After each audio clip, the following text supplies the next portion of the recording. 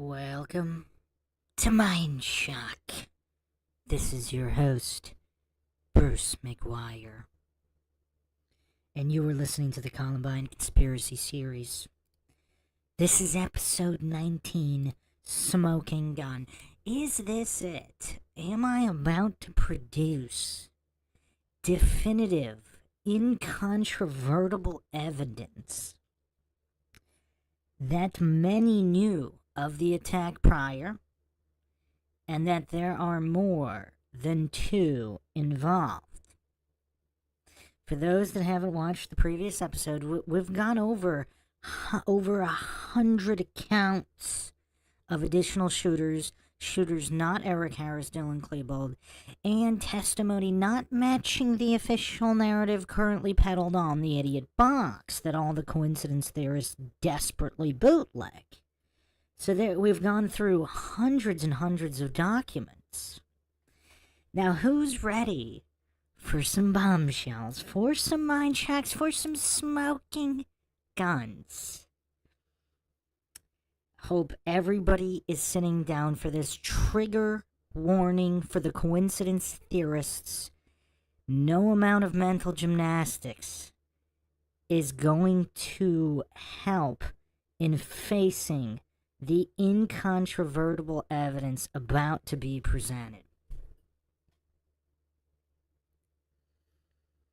So, there has been a lot released. Thousands of documents, the dispatch audio tapes, some of them have been released.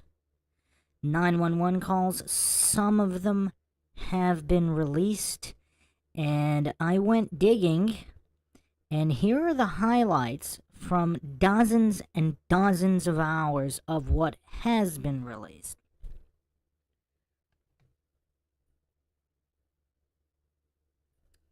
And of course, if you do find this series, as well as everything on Mindshock, interesting and informative, you want to help logic and reason return to a world where it is quickly going extinct, you can donate to our PayPal. Just check the link in the description. You can also become a YouTube member right here on YouTube. Help support the channel that way.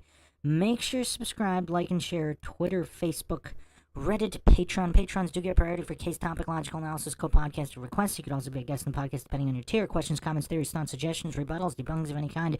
Leave them in the comment section. Unless you are here with us live, then you can drop any questions or comments in the chat. I'll try to get to all of them. You can also help support us by becoming a YouTube member right here on YouTube.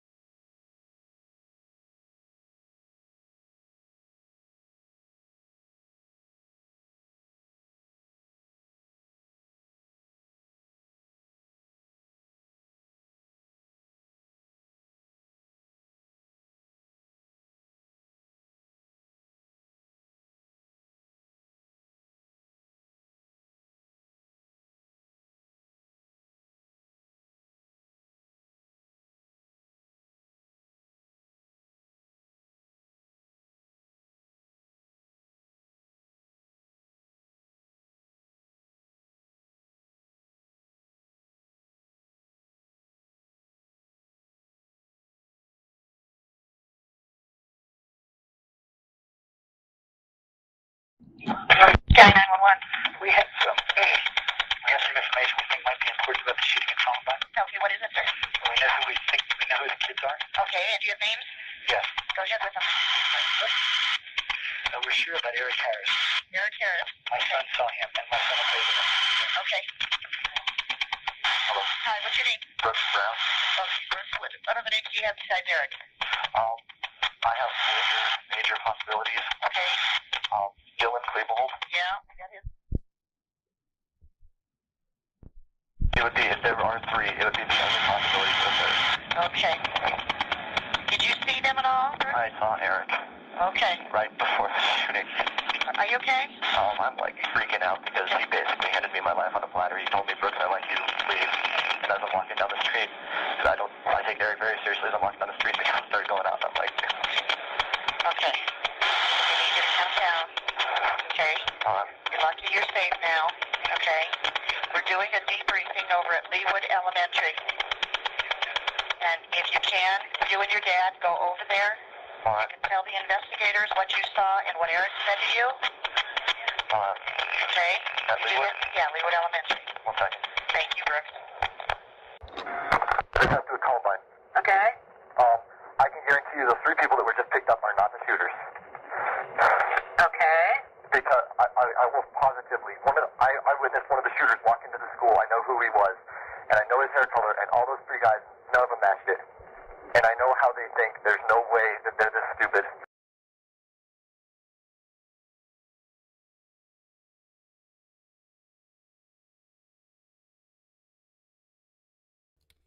Interesting statements here from Brooks Brown. These are the dispatch audio tapes released by Jefferson County August 7th, 2000.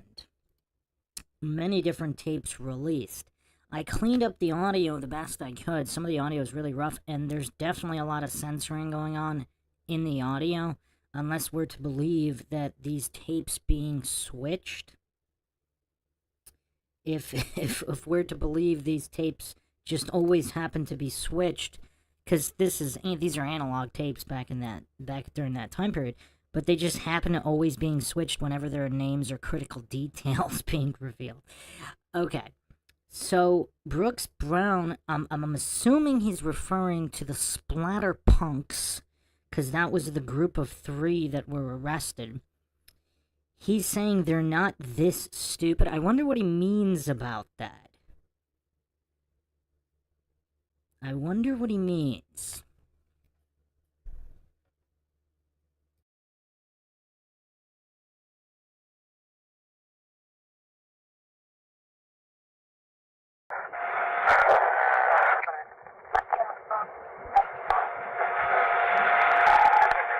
Okay.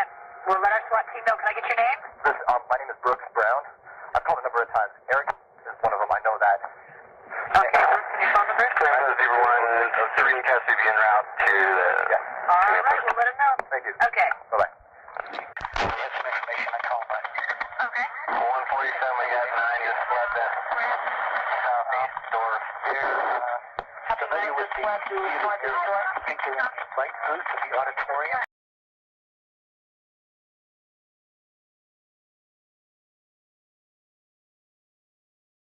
The what booth? The light booth is Okay. right at the top of the auditorium behind us. There's a window. Just a minute, my son will tell you. Hi, I've worked with one of the people that's positive the shooter. Okay. Who's the shooter you thinking? Eric Harris, I'm positive about. Did you see him? He told me. Okay. And I'm pretty sure the others don't really want to name names, but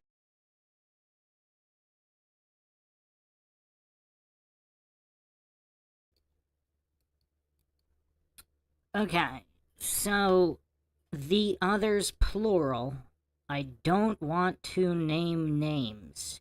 Now, for whatever reason, I wonder why they're talking about the light booth in the auditorium. Now, again, if you've been with us since the beginning, and we've gone through the thousands of pages of documents where there were students reporting gunfire and trench-coated individuals with guns walking around simultaneously in other parts of the school at the time Eric Harris and Dylan Klebold were together in different parts of the school. There was activity in the auditorium. For whatever reason, Brooks Brown feels that it's necessary to inform them of the light booth at the top of the auditorium. And also regarding the others, plural, other than Eric Harris, the others.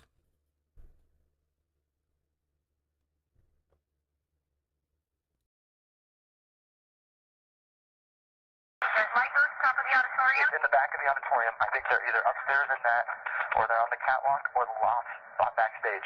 Okay. Just because they like to play like Okay. And what's your name? my name is Brooks Brown. I do that while I called you today. Okay, Brooks, I'll let them know. Hi. Thank you, information.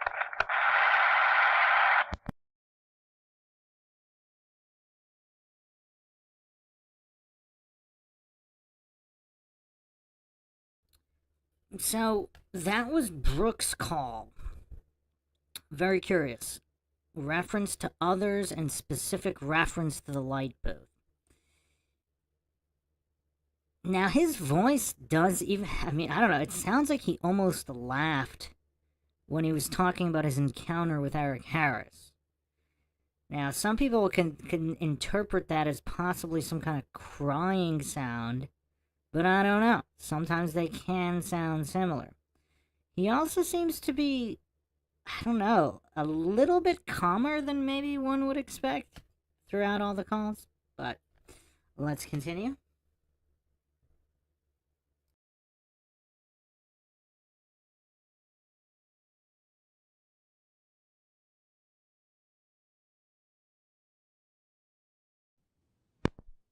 County 911. Houston County, this is Wayne. My son is Eric Harris, and I'm afraid that he might be involved in the shooting at Columbine High School. It involves how? He's a member of what they're calling the Trench Coat Mafia. Okay. Have you spoke with your son today, Mr. Harris? No, I haven't. Have they picked up anybody yet, or are they still? They're still looking for suspects. Okay. So they haven't picked up anybody. No. We do know there's more than one. And your son is with who? What gang? Well, they're calling them the Trench Coat Mafia. Trench Coat Mafia.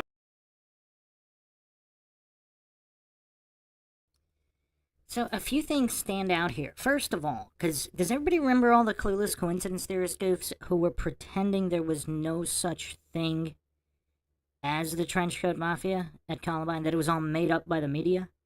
I mean, we have Eric Harris's own father calling in and reporting this.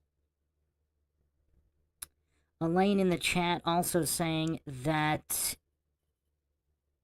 she thought Brooks Brown made a laughing sound. See, I would. The fact that he was relatively calm, given the situation, like he was talking kind of fast and excited, yes. But was there, in one of the interviews, he seemed extremely upset. In other interviews, not really. So, I don't know. Make of that what you will. But we have Eric Harris here, Eric Harris's father, calling in his own son as being part of the Trenchcoat Mafia. I mean, there are literally, I think, several books written about the myths of Columbine and how the Trenchcoat Mafia didn't even exist. I mean, that's the level of goofery the mainstream engages in, the mainstream propaganda, in order to shut down all of this. And as we go through more of these tapes, everybody's going to realize why. And it's big. Bombshell would be considered an understatement for what's about to happen. These tapes are being played in order of mind-shocking quality. So the most mind-shocking, obviously, I've saved for last, but we're building up to it.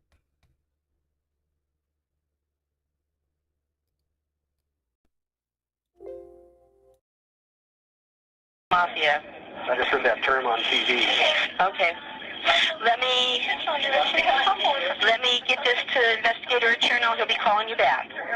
Thank you.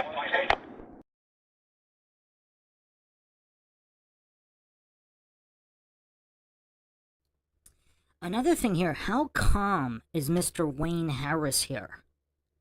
He sounds like he's ordering a pizza. Does anybody find that odd?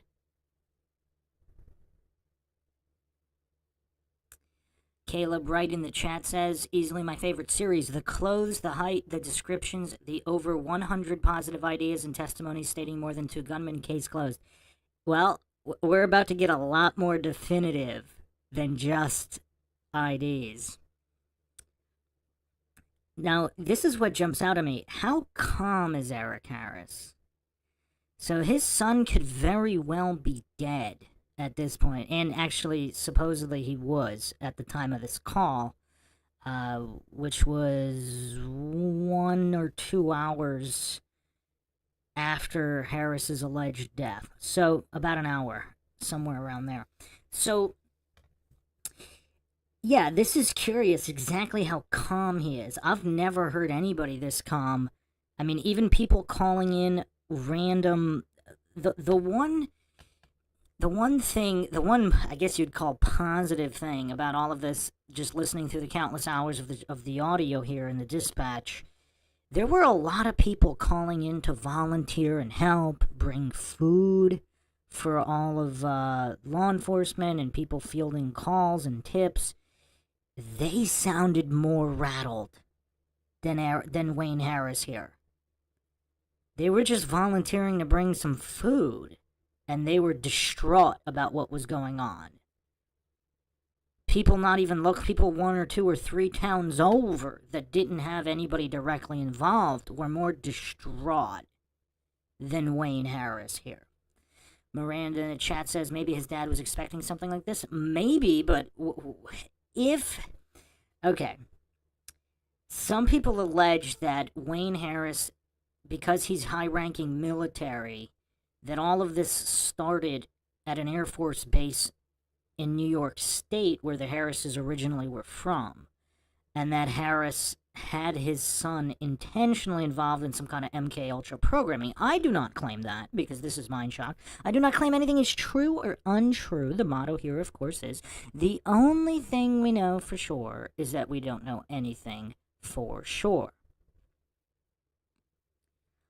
Court of Public Opinion in the chat says Wayne Harris knew way more than everybody else about his own kid. So if Wayne Harris was directly involved, now, if Wayne Harris is innocent of any involvement, you would still, even if he expected something, just the level of calm, it sounds like he's ordering delivery on a random day. Like, there's just nothing in his voice at all, any kind of emotion.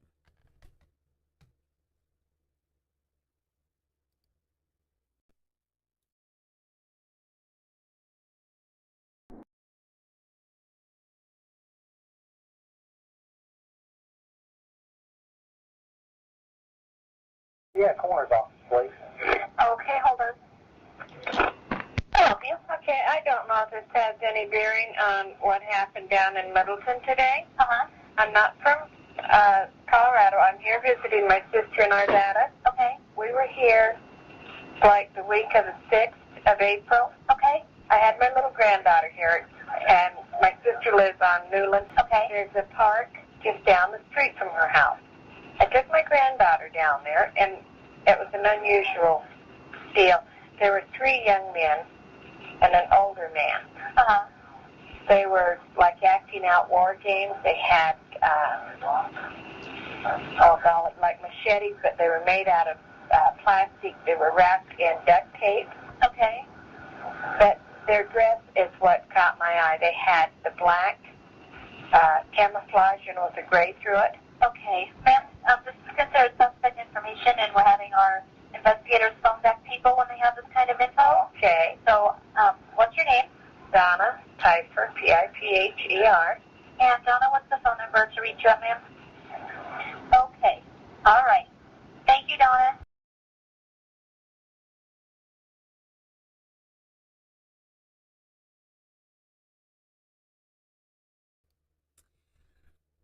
Okay. And yes, Court of Public Opinion, Wayne Harris was high-ranking military, yes, Air Force. So here we have Donna reporting, I believe she's talking, because she's in Arvada, and the street name that she gave in the park down the street is actually called Columbine Park, even though it's not that close to Columbine High School. It's northwest of Denver. Anyway, this park is actually one of 2 locations where a diversionary bomb device was found. So she's saying here that in the days prior, there was a war game exercise. Now, what jumps out here? 3 younger guys with an older man. Is this the handler? Is this the guy that Jen Small reported in his 30s? An early balding guy in his 30s, who was right outside the door. Jen Small has not recanted this and continues to maintain that she saw this individual, and he was not Eric Harris or Dylan Klebold. Here we have on the official dispatch audio tape, this is tape 15 at 2:44. The call ended. So this is somebody calling in who is witnessing war games at the site of a park where a diversionary bomb device was found.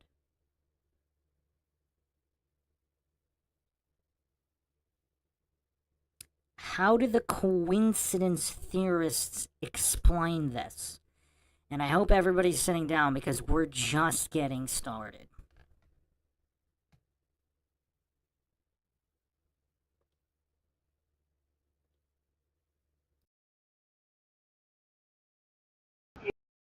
Know him as Tim, and I know he goes to Chatfield. And they're trying to hurt the people that... They said he told his mother, and his mother told me on the phone just a few minutes ago. Okay, I need you to hold on, okay? Okay. Jefferson County Sheriff, is this an emergency? No, one moment. Okay, so the information you have is that someone might go out and try and hurt the Trenchcoat Mafia? Right. Okay, hold on one moment, okay?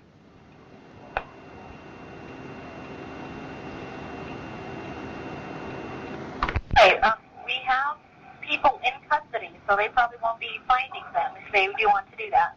Beg your pardon? We have people in custody, so they won't be finding those people to hurt them. Okay, well, I just felt like that I should call after this kid made that statement to his mom.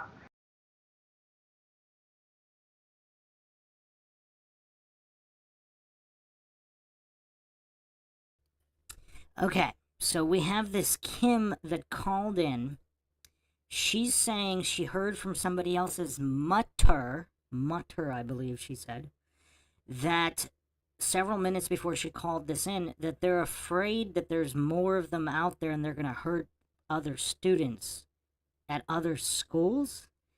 And for whatever reason, the dispatcher says, the dispatcher here is saying, we have people in custody so they don't have to worry about people hurting them.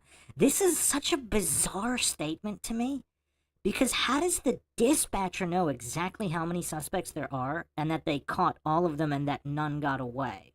Or that there are no other accomplices that might have not even been present during that time and they're planning an attack somewhere else? How does the dispatcher know?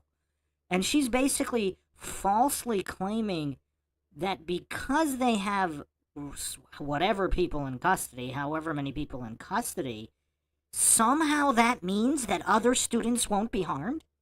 I mean, this is the most insane thing I have ever heard a dispatcher claim. Now, this same dispatcher, I don't know her name here, this same dispatcher has told, when other people call in, she tells them she has no information. She doesn't know how many suspects. They're still looking for suspects. But for whatever reason, she falsely calms this one particular woman. It's just really weird. It's just, it's bonkers.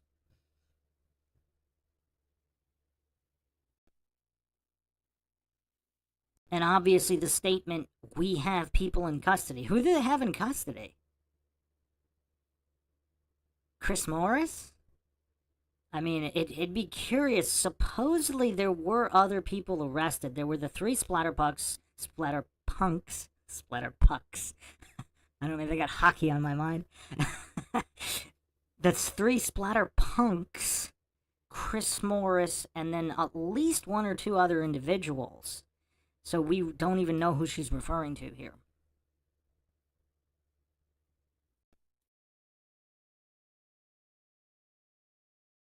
Well, most of them, we have them in custody. Very good. Thank you. Thank you. Bye.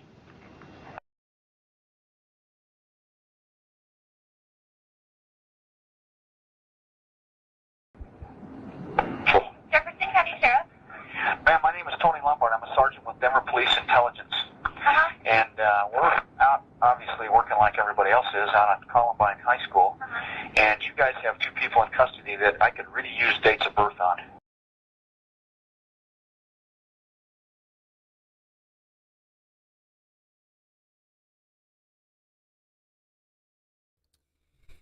So, first of all, how often do people even reference police intelligence? Because local PDs do have intelligence units, just like military intelligence units, etc. That's not really something that's commonly referred to. So, this guy's calling in, he's Denver Police Intelligence.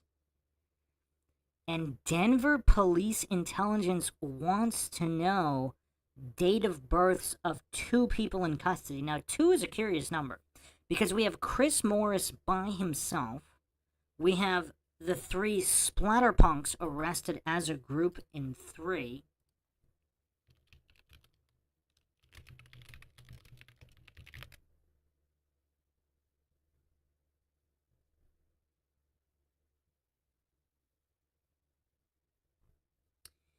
I don't believe there was a group of 2 arrested.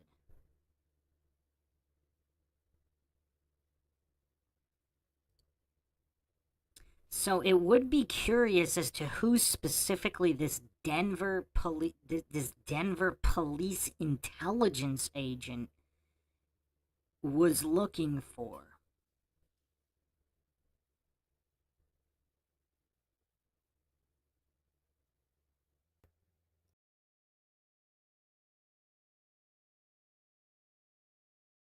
Let me see if, hold on one moment. Thank you.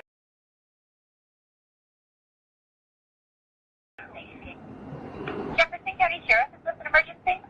No, I'm just trying to get some. Jefferson County Sheriff, is this an emergency?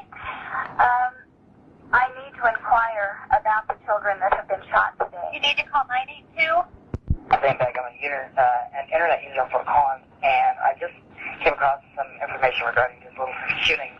Okay. I didn't know if you had that information, needed it, what, but I figured I'd give you guys a What call. is it that you found, sir? Pardon? What is it that you found, sir? There's some stuff posted on some AOL message boards stating the date and the place that an implied attack would be made. Okay, let me get your name and number. Okay. My name is Zaim, Z-A-I-E-M. Last name is B-E-G. And my phone number is... I'll have an investigator. I don't know if it'll be mine, but I'll put you in the stack.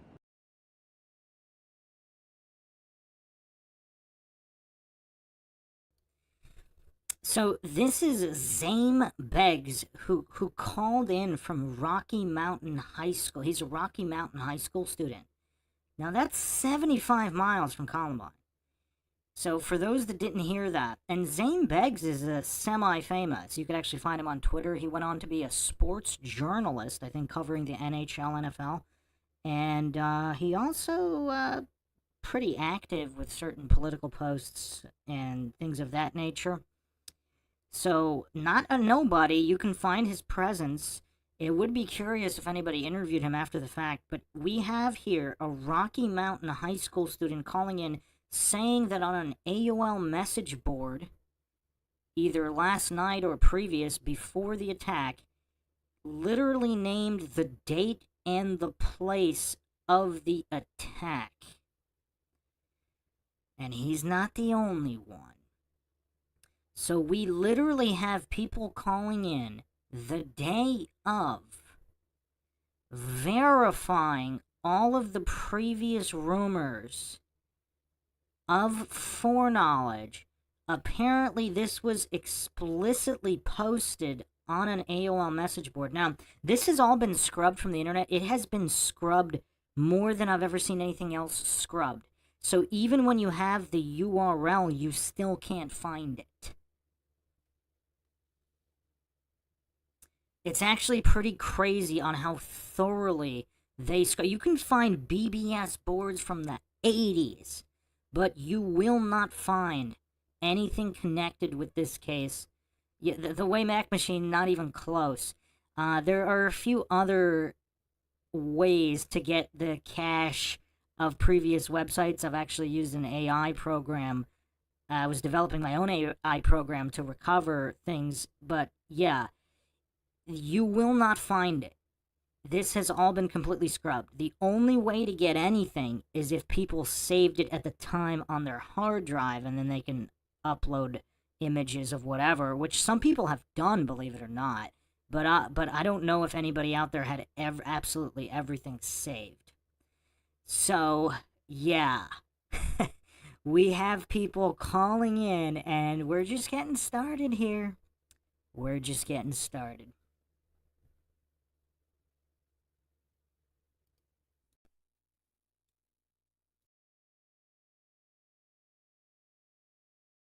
Okay, thanks very much.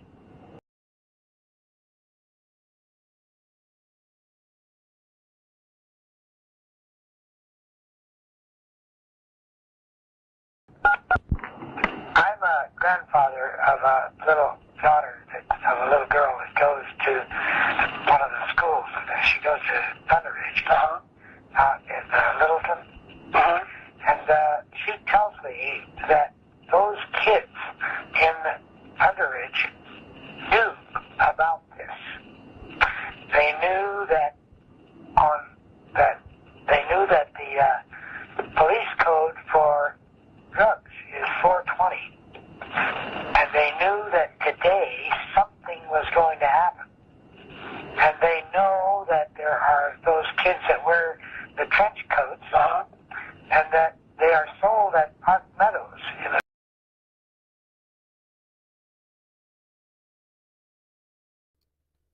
Okay, so this is the grandfather of a student that goes to Thunder Ridge High School. Now, look at the map on the screen. For the people that are just listening to the audio, look at the map on the screen. I went over this in episode 16. All the other planned attacks that morning and attacks that occurred before and after, right around the time of Columbine. As if it was a coordinated attack planned out through message boards online as on a national scale, and even there were even incidents in Canada. So this is the grandfather of a Thunder Ridge student. Now, again, for the people that are unsure of what this is, these are the dispatch tapes released by Jefferson County. I have the timestamp on here and the tape. So he's stating that his daughter heard about this prior. He's saying that many students knew about this. He's also stating that these trench coats are specifically sold at Park Meadows, which is a mall nearby. It is kind of crazy just how many high schools there are in this area. It's crazy. And then how much activity, how much trench coat mafia activity is going on at all these schools.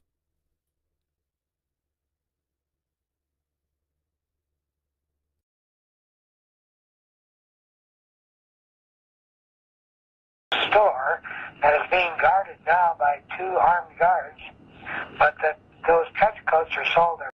And they knew that today, the police code for drugs is 420. And they knew that today something was going to happen. And they know that there are those kids that wear the trench coats, and that they are sold at Park Meadows in a store that is being guarded now by 2 armed guards, but that those trench coats are sold, they're black coats, and they're sold at Park Meadows. Okay. And that the whole school system in Littleton, all over the school, Littleton High, Thunder Ridge, all of them, knew that something was going to happen on 420.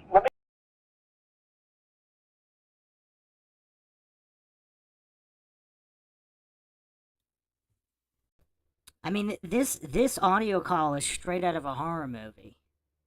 He's saying the entire school system, all these schools in the area, they all knew it was going to happen on 420.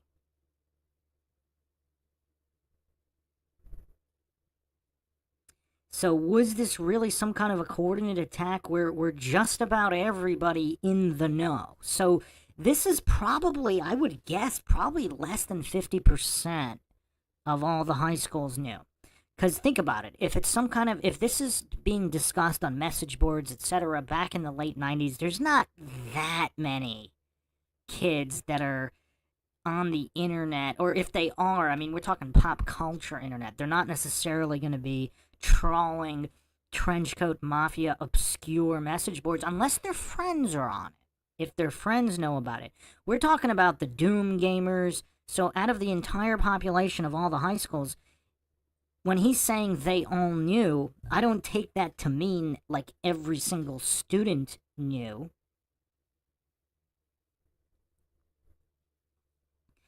But the students that were either in the Trenchcoat Mafia or friends with the Trenchcoat Mafia or acquaintances of the Trenchcoat Mafia who heard from other students these rumors. So that could place it as to roughly maybe close to 50%. 25 to 50% of the school could have heard through rumblings. And then obviously direct associates, friends, and acquaintances would have all knew. But that's still, we're talking hundreds of people would have known, if not more.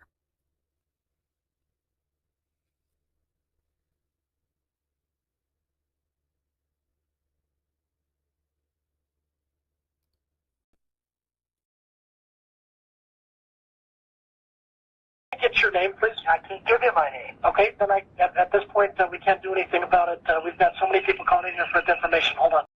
There are those kids that wear the trench coats, and that they are sold at Park Meadows in a store that is being guarded now by 2 armed guards. But that those trench coats are sold, they're black coats, and they're sold at Park Meadows. Okay. And that the whole school system in Littleton, all over the school, Littleton High, Thunder Ridge, all of them, knew that something was going to happen on 420. Let me get your name, please. I can't give you my name.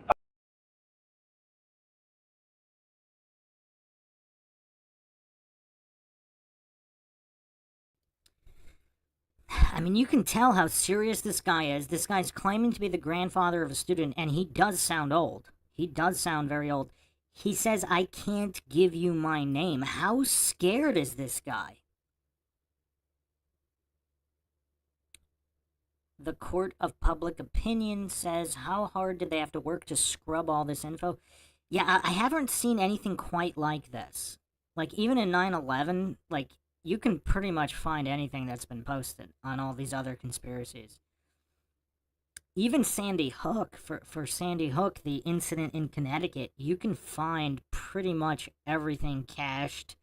Obviously, that was not the late 90s, but it's just curious how, for whatever reason, this particular event is the one that was scrubbed more so than any other event I've ever seen.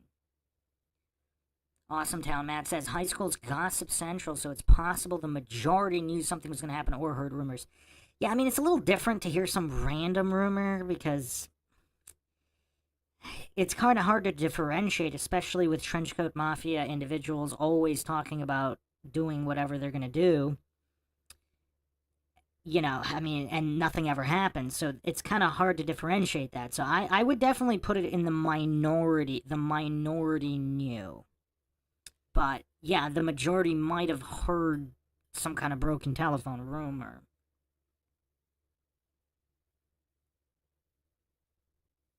So this grandfather, I mean, this is one of the most damning testimonies. You could hear in his voice how serious he's about it. The entire school system knew.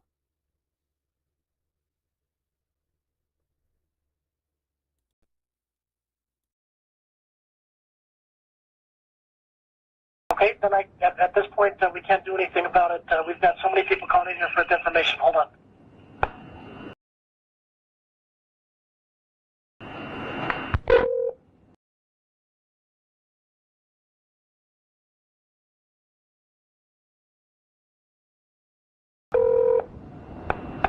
Your emergency? I didn't say it was an emergency. Okay, how can I help you, ma'am? I was watching MSNBC. I'm an attorney in Washington, D.C. I work in law enforcement. Okay. And I'm familiar with gang-type related... Can I get your name and number? Kimberly Sarish, Z as in zebra, A-R-I-S-H. Your phone number?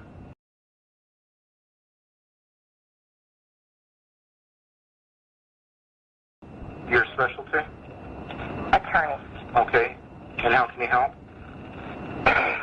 When I was watching a newscast about 15 minutes ago, I saw a woman on MSNBC interviewing a victim's friend, and he gave what I think may have been a gang sign. Okay. He was very cool, calm, and collected, which anyone, who's dealt with grief in their life can be or cannot be. But anyway, he looked a little cool, calm, and collected, and what I thought, I perceived it to be like a gang sign. Okay. What I would suggest is to just review MSNBC's news coverage between, 10:40 and 10:50 Eastern Standard Time. Okay. An interview with this kid who was in the hospital with one of the victims whose last name starts with an M. I can't remember what the guy's last name was. Okay. But let me go ahead and forward this information to our investigators. They'll be giving you a call. Okay. Okay? Thank you. Thank you.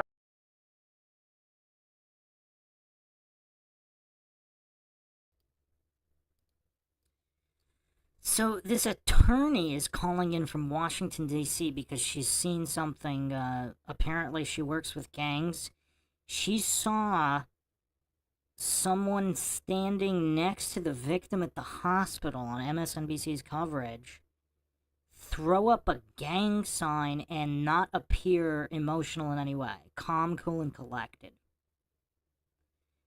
That's curious. I just thought that was really curious that they have people as far as DC calling in to tell them to interview these kids throwing up gang signs. And I wonder what specific sign that was. I wonder if the Trenchcoat Mafia used any specific signs.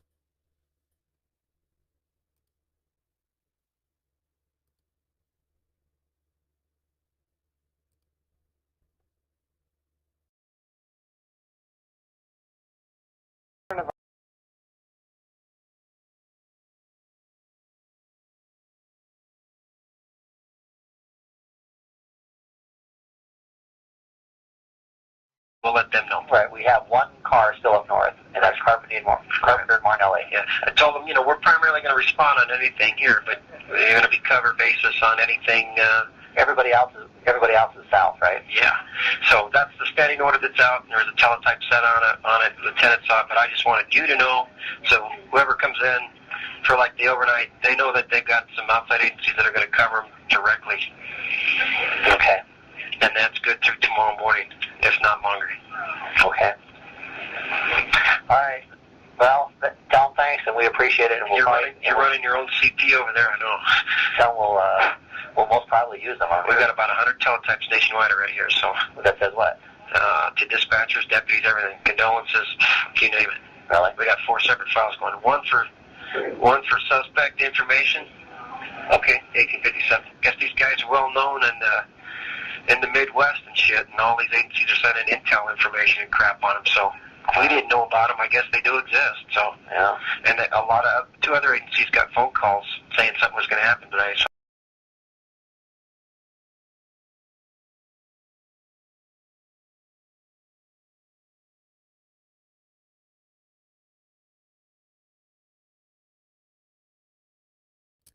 This is the most damning segment I've found so far. So this is an officer clearly stating the Trenchcoat Mafia is well known in the Midwest. They've been getting sent intel. Other agencies got phone calls saying something was going to happen today. Now, for all the coincidence theorists here, we have so many multiple fronts of corroboration now.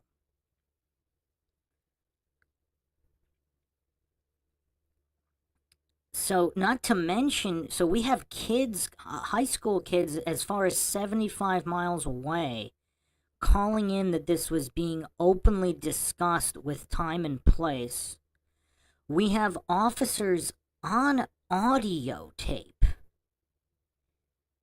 officers on audio tape confirming that at least 2 other agencies were aware of this planned attack.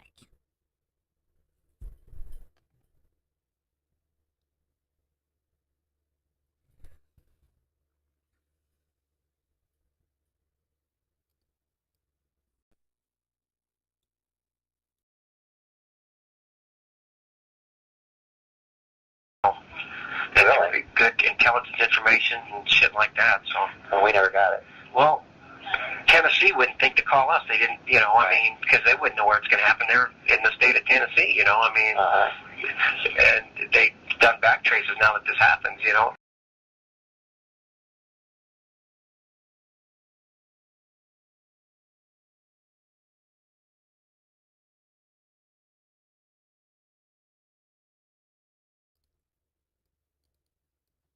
So again, for anybody who hasn't seen episode 16,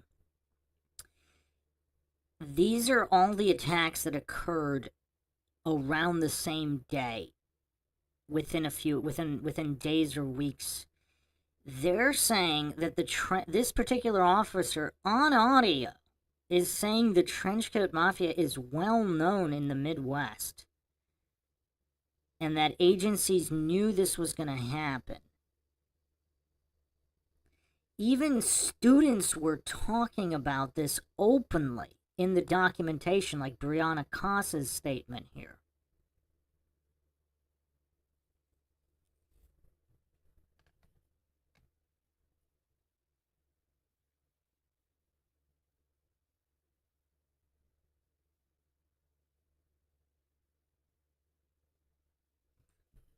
Furthermore, let's go into, I want to go over Robin Anderson again, close friend of Dylan Klebold.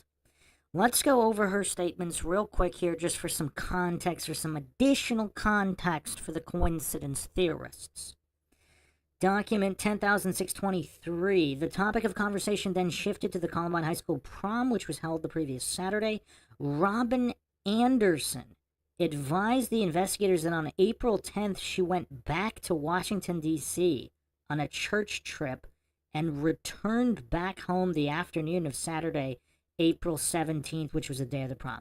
Some people believe she was involved in this entire MKUltra operation.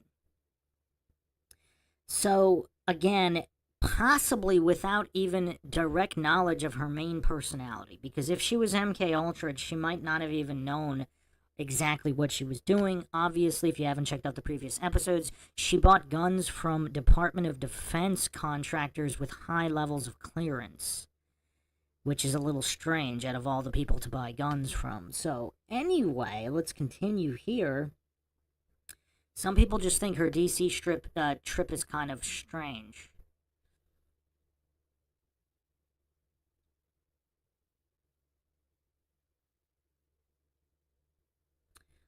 Document 10,624.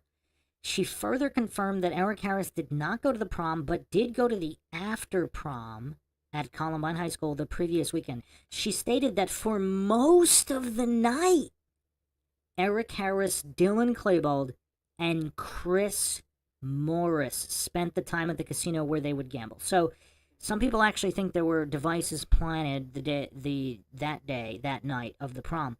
So, okay, if you're a high school kid and you're spending the entire night hanging out together, what does everybody think Eric Harris, Dylan Klebold, and Chris Morris were talking about that entire time?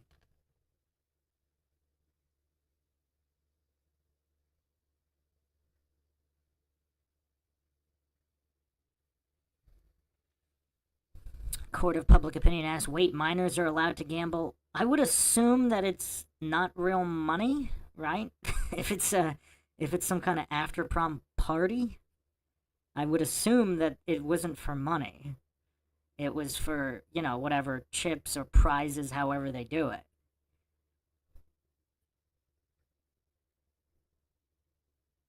I don't know, was that popular at proms in Colorado?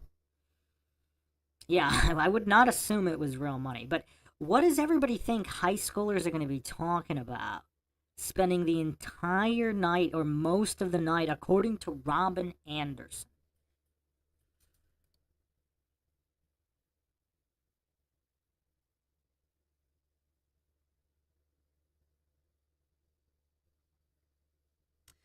So, additional statements from Anderson. Robin Anderson stated she never saw Eric Harris or Dylan Klebold's cars on the morning of 420, added that their cars were not in their assigned parking slots. She further stated she believed that neither of the individuals were at school that morning. She continued by stating that actually she had thought of calling Dylan when she got home from school because she thought he might be sick. Document 10,629.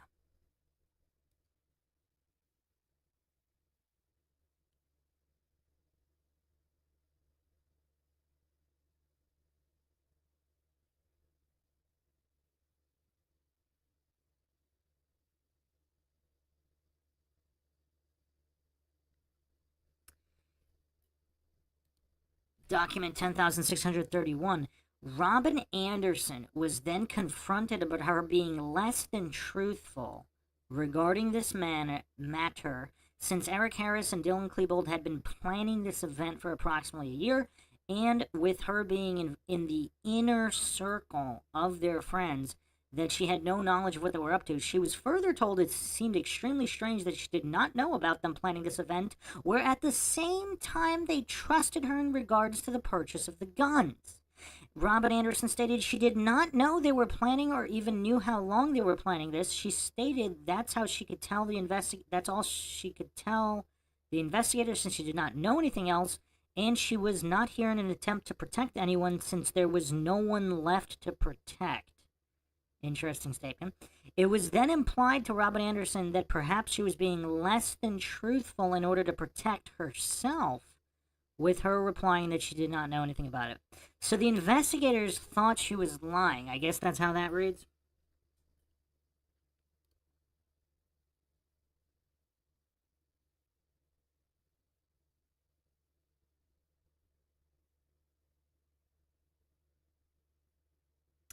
Now, here's the absolute most damning document regarding Robin Anderson and possibly the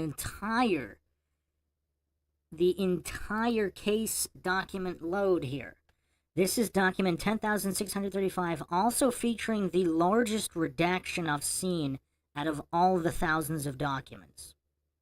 When asked who devised the label of Trenchcoat Mafia, Robin Anderson replied that initially she believed that Chris Morris attended a meeting some time ago to represent the Trenchcoat Mafia for their induction into this national organization. So we just heard a police officer on dispatch refer to the Trenchcoat Mafia as being well known in the Midwest.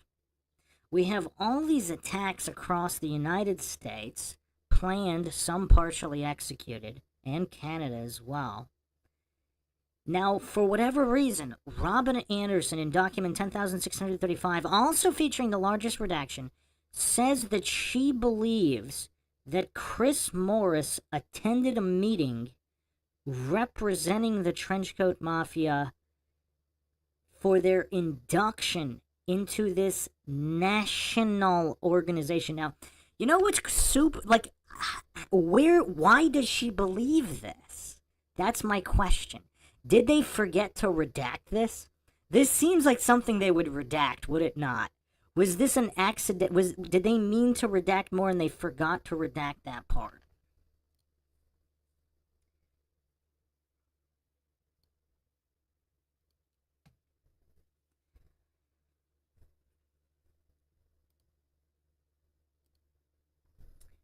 And again, according to her own statement, Eric Harris and Dylan Klebold were spending basically the entire after prom party together. What were they discussing? She then stated that no one else from Columbine High School attended this national level meeting and that the name Trenchcoat Mafia was just adopted by that group at her school.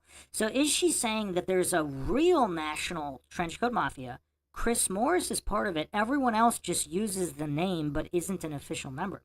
So according to the document here, once again, this is document 10,635 for all the coincidence theorists to verify themselves.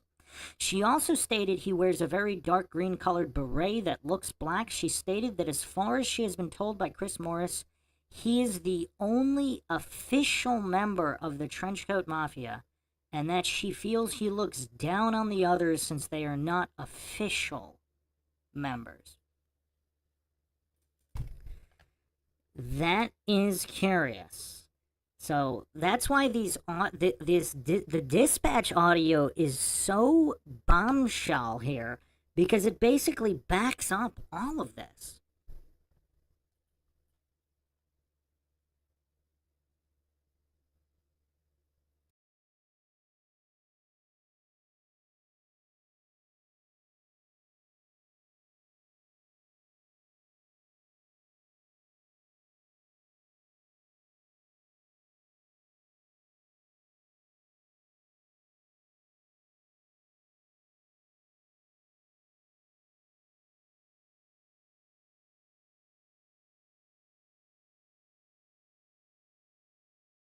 Plus, their internet site is pretty active, and the FBI's all over that. I guess they got an internet site, so.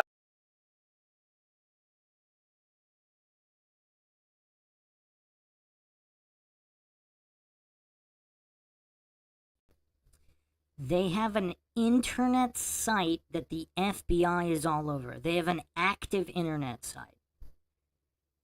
Interesting. And again, we have other people and other students calling in tips about this site. I don't know if it's about this site specifically. Do they have a dedicated site plus an AOL message board? I mean, it's difficult to ascertain here. But this is quite mind-shocking. Awesome Town Matt says, did any of the other attacks involve the Trenchcoat Mafia? Some of them involved students who wore trenchcoats, and Trenchcoat Mafia is mentioned, but not a lot. It's kind of unclear. You can check out episode 16. I go over each and every one of those incidents.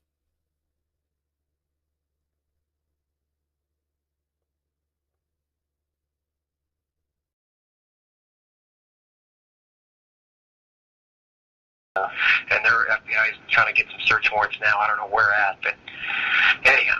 Wow. Okay. Good thing that a couple good things out of it. I'm glad we're over here, and I'm glad we got a county commissioner and some top officials in here so they can see some of the needs that we need. You know How short we really are. You wouldn't believe, you know, how like Randy and Lieutenant are emphasizing a couple things on that. Yeah. So this is Sheriff Stone's marked on his whole term over this incident, man. Don't want to be in issues, you know. Yeah. I mean, good or bad, it's just a tough spot to be in, you know. Well, I just wish somebody had enough hair on their ass to file a class action suit that requires a certain amount of deputy coverage. I'm glad that I don't know if you heard. Did you hear Gardner on the radio? Fuck, he emptied his gun. You know, you should have heard him. When gravity of the situation was at a peak when we got the initial 911 calls and heard him, you know, I need every available help I can get down there. When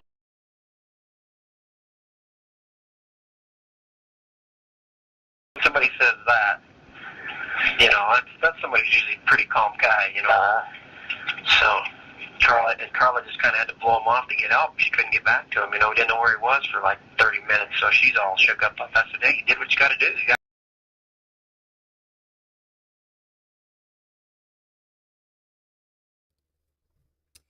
This is a really strange call. So he's saying Neil Gardner said, I need every available help I can get, and then they didn't know where he was for 30 minutes? What? So would he be more likely to say that if there was only one kid with a gun, or would he say that if there were 5 or 6 or 7 or 8 trench-coated students running around with fully automatic weapons, as reported by many witnesses, including Mr. Strange, interesting name, at the adjacent park, who heard fully automatic fire? So, did they intentionally, if there was a stand-down order, if this is some kind of MK Ultra covert op that they wanted to allow to happen, would they intentionally ignore Neil Gardner for 30 minutes to make sure that a certain portion of the attack happened?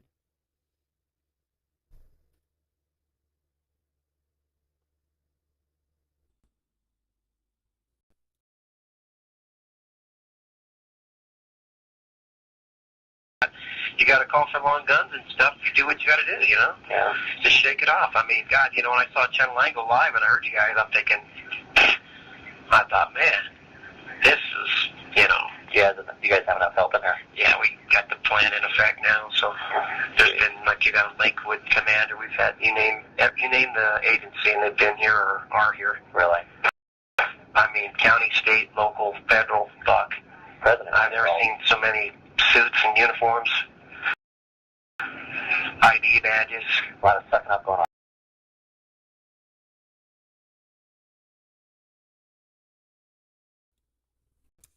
That's curious. There are federal agents on the scene. So in the initial reports, there was even some kind of 5-star general reported that was walking around. Just the amount of presence, even before the shooting. Several accounts, we've gone over them in the Covert Op episode. Several accounts said that there were guys in suits with clipboards walking around before the shooting started. Now, this officer is confirming that there's county, state, local, and federal agents on the scene. You name the agency, they're here. FBI, CIA, NSA. What's he trying to say?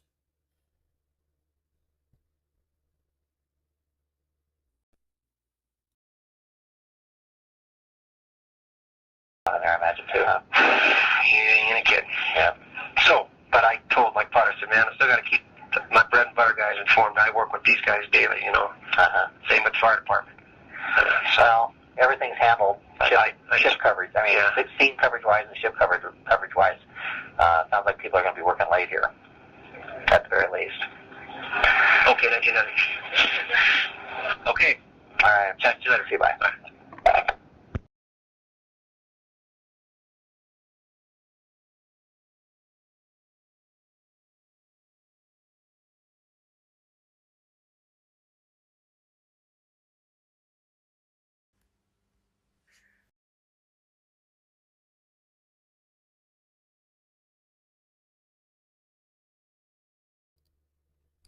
So, coincidence theorists have also said, why are there no students continuing to talk about what they saw? Well, obviously, a lot of them were intimidated and coerced and even threatened, flat out threatened, like Jen Small. Now, Kristen Long Kruger continued to speak out about this. She saw Robert Perry, like countless others, and this is an interview, September 15th, 2019. Let's see what she says.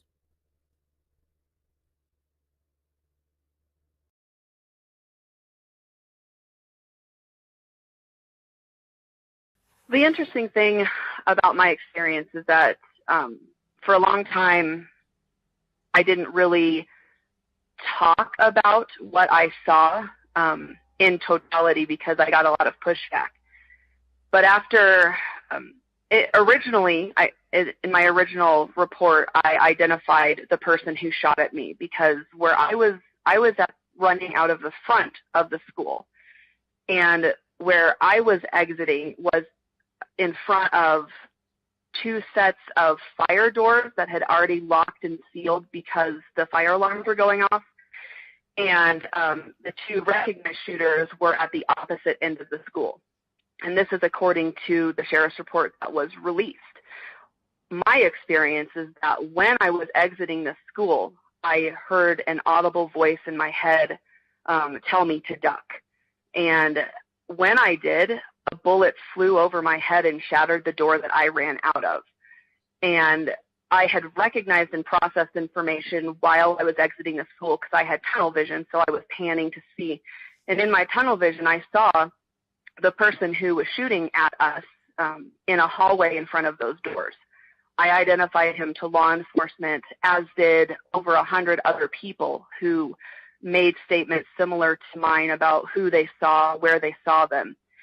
And that my reason for including it in my book, other than the fact that it's my story, is because that was one of the things that led to a difficulty in me healing, because I knew that the person that had come after me and tried to kill me was not, or was still out there.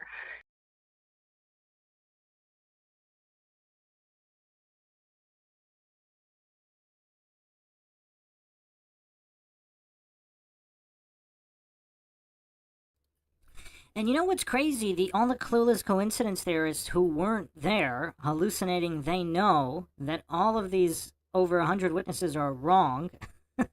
But all the witnesses who saw only Eric or Dylan, they are correct, and everybody else is wrong. So the fog of war only applies to those who didn't see whatever was reported on the idiot box. The name, she says, is in the documentation. Although it's redacted, you can match it up. It's Robert Perry. And so Jen Small actually said she saw the older guy. And she has been actively threatened.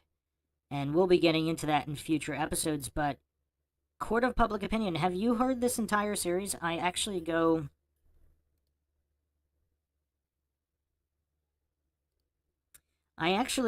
through all of the documentation where it's really disgusting how the so-called investigators treat these kids, these victims of a shooting, by telling them they didn't see what they saw. They're telling students who personally knew Harris, Klebold, and Perry. Now, not all of the 100. There weren't that many that knew all of the individuals, but there are certain students that knew all three, and they could easily tell the difference between Perry and Klebold, because Perry had severe acne.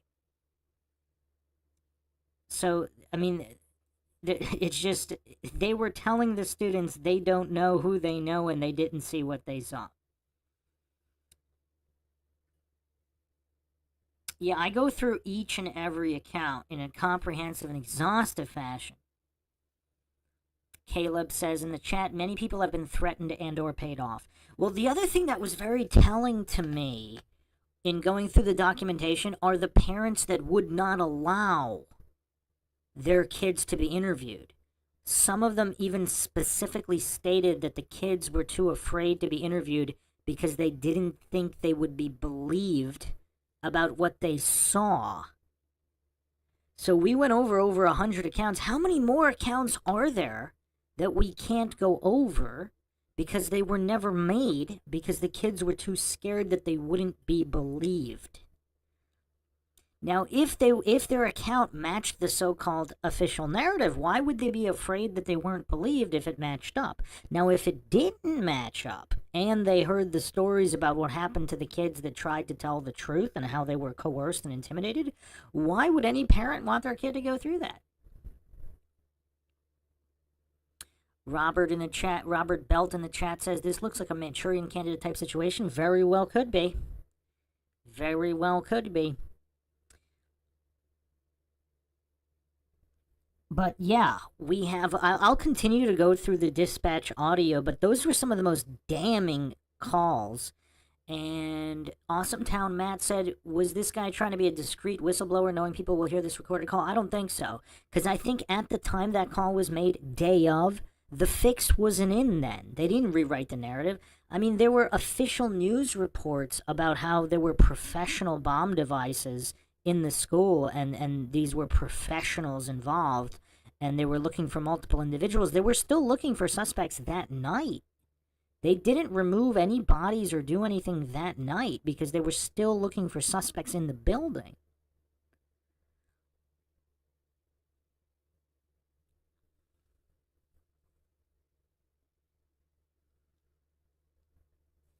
So I don't think anybody was trying to be a whistleblower the day of because the narrative wasn't set that day. They started pushing the new narrative. It was rewritten within 48 hours or so. Yes, Caleb, I talk about that as well. The handwritten reports are completely different than the typed up reports from the investigators interpreting whatever. So, the handwritten notes I would call the accurate ones. Everybody's stories seem to change between the handwritten statements and then the typed up statements, the statements that were typed by the investigators. Very, very telling, of course. But that's it for the bombshells of these. I have plenty more episodes to come. There's plenty more to uncover. But the fact that this audio was available from the dispatch one can only imagine what hasn't been released. I mean, there's thousands and thousands of documents, videos, including the CCTV, the security video from the library hallway, and the security tapes from the administrative office area. And there were also cameras overlooking the parking lots. Now, the parking lot cameras, there's some confusion on whether or not they only recorded at night, but the administrative hallway and library hallway cameras were always recording. Those tapes have never been released. Make of that what you will. Hope everybody found another edition of Mindshock True Crime in the Columbine series interesting and informative. If you want to help support the podcast, you can donate to our PayPal. Check the link in the description. You can also check us out on Twitter, Facebook, Reddit, Patreon. Make sure you subscribe, like, and share. You can also become a YouTube member right here on YouTube. Help support the channel that way. This is Bruce McGuire signing off. Catch you guys next time.